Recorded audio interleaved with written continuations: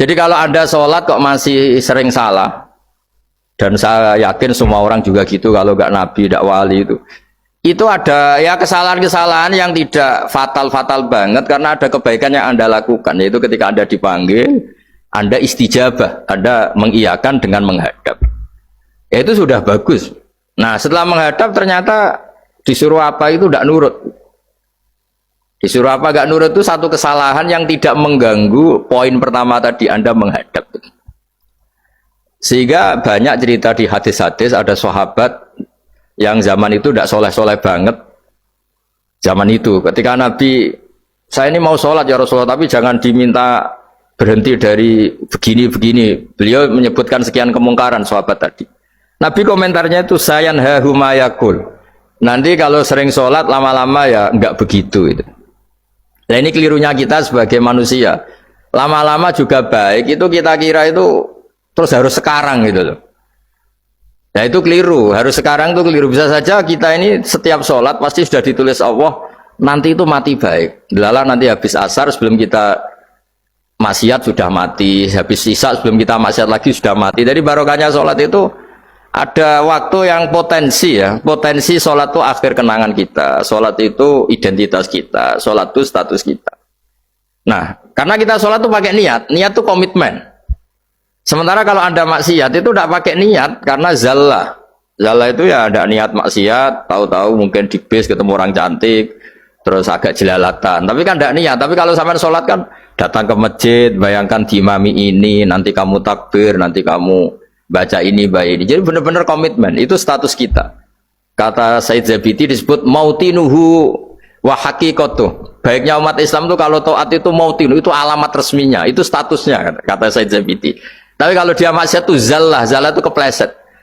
Jadi tidak pernah jadi status kita. Semoga semua maksiat kita ini tidak status, tapi zallah.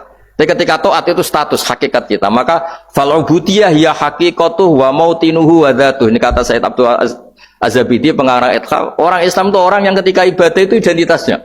Betul, ketika ibadah itu Allahu Akbar, dia berharap rahmatnya Allah gini-gini. Nah ketika salah dia zallah. Dia ngantor ya ada niat korupsi, dia ingin memenai negara ini, dia nyai juga agak ingin macam-macam. Ya tapi karena manusia terus ada zallah-zallah. Nah semoga semua kesalahan kita ini zallah, zallah itu ya cara Jawa kepleset, tidak mental, dan semua kebaikan kita ini mental, yaitu kebaikan yang jadi tempat kita, identitas kita, haqiqatuh wa mautinuh wa dhatuh. Tapi jangan pernah berpikir kalau apa artinya sholat kalau kita masih melakukan kemungkaran, itu salah besar. Sholat itu wajib, dengan Anda sholat itu sudah mengurangi kemungkaran Anda, karena Anda tidak melawan ketentuan Allah Ta'ala. Kayak kita orang Indonesia, meskipun kita koruptor, mau jadi KTP Indonesia sudah bagus, kita mau jadi warga Indonesia, meskipun setelah itu kita korupsi dan salah, tapi lumayan mau jadi warga apa? Indonesia. Orang mau sholat artinya dia menstatuskan diri sebagai hamba Allah. Teken kontrak, kalau saya ini hambamu ya Allah, anta robbi, iya karena butuh, iya karena stain. Soal salah ya salah aja, yang sama, kita tetap warga Indonesia meskipun kita salah, meskipun kita koruptor, meskipun kita salah, tetap aja warga Indonesia yang berhak mendapat jatah makan meskipun di penjara, meskipun apa. Sama, kita ini hamba Allah yang mengakui kalau Allah itu Tuhan, kita hamba.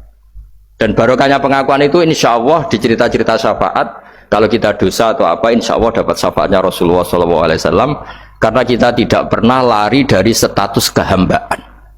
Ini yang harus dipegang, makanya status kehambaan ini nggak boleh hilang.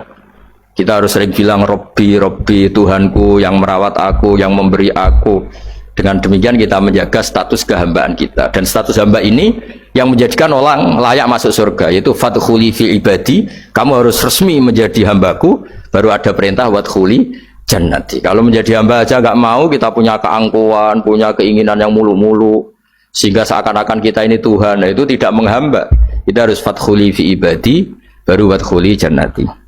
Saya kira demikian, semoga ini manfaat.